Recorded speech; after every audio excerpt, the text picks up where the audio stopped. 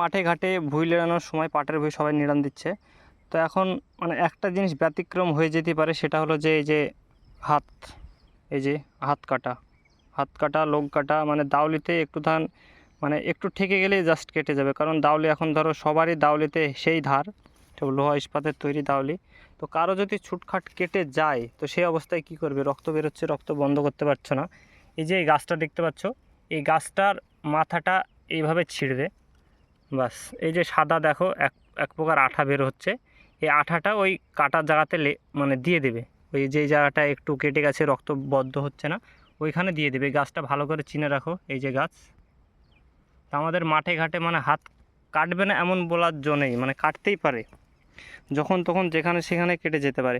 তো এই গাছটা যদি সামনে দেখতে পাও, বিশেষ করে পাটের সময়, অন্য টাইমেও হয় কিন্তু পাটের টাইমে বেশি হয় ঘাসের মধ্যে। তো এই ঘাসের মাথাটা একটু করে ছিঁড়ে ওই যেই জায়গা দিয়ে রক্ত বের হচ্ছে সেখানে লাগিয়ে দেবে। আমারও তাই অনেকটাই রক্ত বের হচ্ছিলো। তো আমার মনে হলো যে ভিডিওটা বানিয়ে সবাইকে বলার দরকার, কারণ এখন প্রায় গ্রামের যেসব ছেলেরা আছে, যেসব লোকজন আছে, তারা মাঠে প্রায় অনেকজনই কাজ করে।